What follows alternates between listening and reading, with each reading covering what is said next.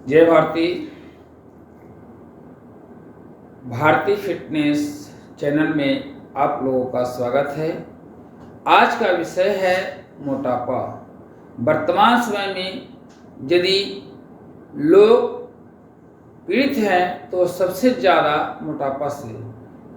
आज संसार के हर एक देश, हर एक राज्य, हर एक समाज इससे पीड़ित है।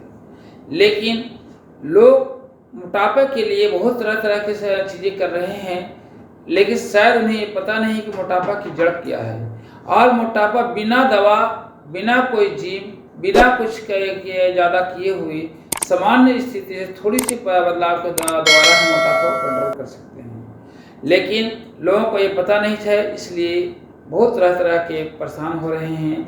और परेशानी इतनी अधिक है कि कई लोग तो आत्महत्या करने के लिए सोचने लग जाते हैं मोटापा के कारण। तो मैं आपको ये बताऊंगा कि मोटापा को हम कैसे एक सप्ताह के अंदर में हम दूर कर सकते हैं, एक सप्ताह के अंदर में हम कैसे इसे कंट्रोल कर पाएंगे, इसके लिए बताएंगे। इसके अंत में, वीडियो के अंत में बताएंगे कि आपका सुबह से शाम तक किस प्रकार की एक्टिविटी होनी चाहिए, किस प्रकार का भोजन होना चाहिए, ये बताएंगे। लेकिन सबसे पहले आपको बताएं कि मोटापा क्यों है। मोटापा का मुख्य कारण है कि जो हम लोगों का भोजन है, जो भोजन होना चाहिए जो है वो हम लोग नहीं कर रहे हैं।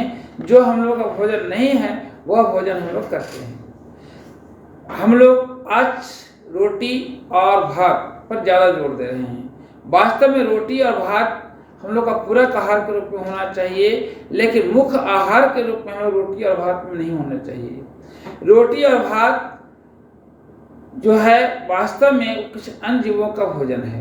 हम लोगों का मूल भोजन है कंद, मूल, फल और फूल। यदि हम लोग इस पर रहें तो कभी भी ऐसी समस्या नहीं आएगी। दुनिया के कोई भी जीव, यहाँ तक कि छोटी छोटी चींटियों से लेकर के बड़े बड़े हाथी और व्हेल मछली तक के ले लीजिए, कोई भी बीमार नहीं है, कोई भी बेड पर पड़ा हुआ कराह नहीं रहा है, कोई भी ये नहीं कह रहा है हे भगवान हमें ठीक कर दो, भगवान के पास अर्जी नहीं लगा रहा है, भगवान से प्रार्थना नहीं कर रहा।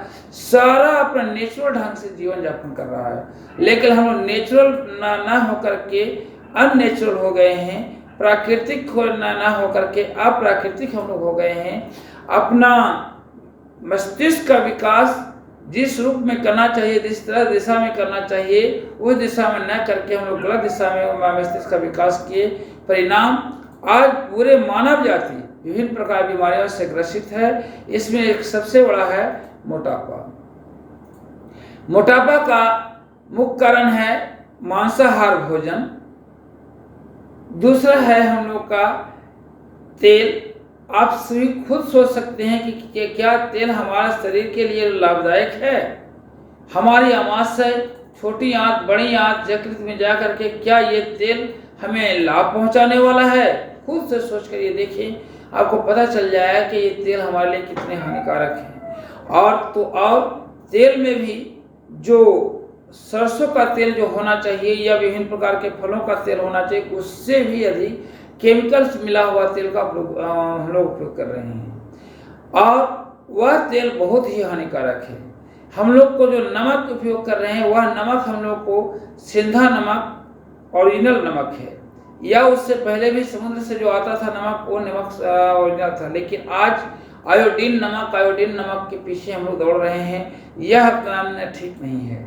तो इसके अलावा और भी चीज़ें, बहुत सारी चीज़ें हैं जो हम लोग दूध यूज कर रहे हैं गाय या भैंस का, उसके बारे में बताना चाहूँगा मैं आपको कि ईश्वर ने हर एक माँ, चाहे वो पशु हो, पक्षी हो, हर एक माँ के स्तन में जो दूध दिया है तब तक के लिए दिया है जब तक कि उसके बच्चा की दांत नहीं आते या अपना शिकार, अपना भोजन प्राप्त करने या अपने भोजन को चबाने में समर्थ नहीं होता, तब तक के लिए दिया है। लेकिन हम मनुष्य क्या करते हैं, अपनी माँ का दूध छोड़ देने के बाद दूसरे के माँ ही नहीं बल्कि दूसरे जानवर के माँ का दूध हम लोग छीन करके पीते हैं। सोचिए कि क्या वह दूध हमारे लिए लाभदायक है। गाय या भैंस का जो हार्मोन्स है मनुष्य के हार्मोन से कई गुना अधिक पावरफुल है। एक उदाहरण के रूप में ये से ले सकते हैं कि यदि हमारा शरीर 200 वोल्ट संभाल सकता है और वहाँ 250 वोल्ट तेज सप्लाई करें तो काम तेजी से तो होगा, लेकिन विभिन्न प्रकार के विभिन्न पार्ट पुर्जाओं को नष्ट करेगा। वो जो नेचुरल ढंग से उसको चलना चाहिए उसको चलने नहीं देगा। तो दूध को भी हम लोग को अवॉइड करना चाहिए या कम से कम उपयोग करें, ज़्यादा अच्छा रहेगा। ये गाय या भैंस के दूध के जगह पर आप मूंगफली का दूध यूज करें, सोयाबीन का दूध यूज करें, नारियल का दूध सबसे अच्छा है, नारियल का दूध को उपयोग करें। बहुत सस्ता भी पड़ेगा और स्वास्थ्य के लिए लाभदायक होगा, मोटापा कभी नहीं बढ़ने देगा। तो आइए आज का मैं आपको मुख्य टॉपिक पर आते हैं कि हम लोग कैसे मोटापा को एक सप्ताह में कंट्रोल में ले आएं। इसके लिए आप लोग एक डाइट सिस्टम बताते हैं। ये सबसे पहले सुबह में उठने के बाद, कुल्ली करने के बाद थोड़ा जल पी सकते हैं या नहीं भी जल पीते हैं तो भी चलेगा। जितना ज़्यादा से ज़्यादा देर तक आप उपवास करें, 2 घंटा, 3 घंटा, 4 घंटा, 5 घंटा, 6 घंटा उपवास करें। पानी के साथ करते हैं तो भी चलेगा, लेकिन यदि बिना पानी का अर्थात निर्जला उपवास करें तो ज़्यादा अच्छा है। तो जो भी है 2 घंटा, 4 घंटा जितना आप में सामर्थ्य है उतना उपवास करें। उपवास के बाद पहला आहार जो लें, ग्रीन जूस लें। ग्रीन जूस के बारे में बहुत सारे हॉबी बना चुके हैं कि इसे क्या केमिकल डाल के बनाया जाता है या बोतल वाला जूस, वो सब जूस नहीं लेना है। आपके आसपास जो फल आप खाते हैं उसके पत्ते को लें। उदाहरण स्वरूप हम लोग बेल खाते हैं, बेल के पत्ते को मिक्सर में पीस कर उसका जूस निकाल कर पिए।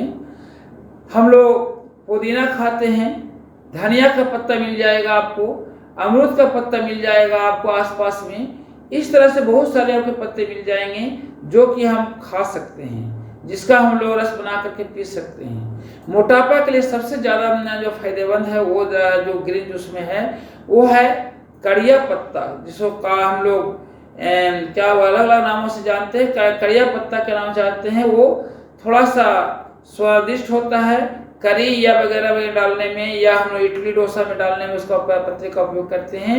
वो करी पत्ता बोलते हैं, कड़िया पत्ता बोलते हैं। उस पत्ते का जूस आप यदि सुबह उपवास के बाद लेते हैं, मोटापा आपको इतना जल्दी कंट्रोल होगा जो आप सोच नहीं सकते हैं, उतना तेज से कंट्रोल होगा। लेकिन यदि नहीं वो मिलता है तो उपवास के बाद कोई भी हरा जूस ले सकते हैं, उसके बाद कोई फलों का जूस लीजिए, उसके बाद फल ले लीजिए और रात्रि में 70% सलाद और 30% अनाज लीजिए। 30% अनाज, 70% सलाद के साथ आप रात में भोजन करते हैं तो निश्चित रूप से आपका मोटापा बहुत तेज से घटेगा। तो फिर से मैं आपको बताऊं कि मांसाहार से दूर रहें, दूध कम से कम उपयोग करें, बाजार का तेल ना उपयोग करें तो ज़्यादा अच्छा है। खुद से मशीन से निकलवा कर तेल उपयोग करें, वो भी कम मात्रा में। इसके अलावा जो है हम लोग मिर्च मसाला भी कम से कम उपयोग करें।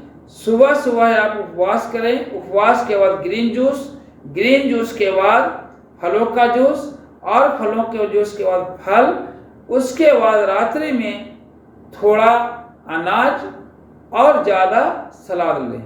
इतना करने से आपका जो है मोटापा बहुत तेज से घटेगा। और इसको और तेज से यदि घटाना चाहते हैं, आप चाहते हैं कि पूरा शरीर में मोटापा ही नहीं कोई भी प्रकार की बीमारी ना हो, इम्यूनिटी सिस्टम हाई रहे। जिस तरह से हम लोग गाय इतना गंदगी में रहता है, जैसा तैसा खाना खिला देते हैं, फिर भी गाय को कभी डायबिटीज नहीं, कभी शुगर नहीं, कभी उसको कोरोना नहीं, कभी उसको सर्दी नहीं, खांसी नहीं, कुछ भी नहीं होता। बकरियों को भी नहीं होता। इतने जीव है पृथ्वी पर, किसी को नहीं होता। ऐसा यदि आप करना चाहते हैं तो एक चीज़ और करनी होगी, वह होगी सफाई करनी होगी। सफाई के लिए पहला तो आपको बताया ग्रीन जूस है जो आपको अमाशय और छोटी आंत को साफ कर सकता है।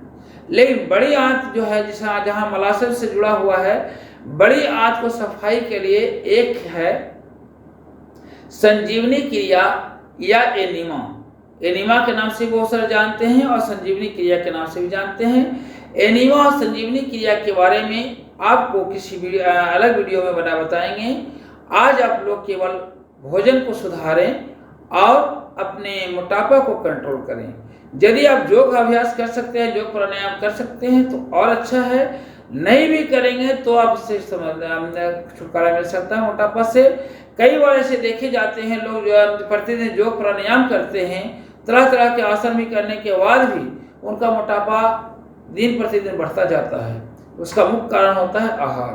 तो आप सभी को आज फिर से एक बार कहें कि पहले उपवास, फिर ग्रीन जूस, फलों का जूस, फल, उसके बाद सलाद के साथ रात्रि में केवल भोजन करें।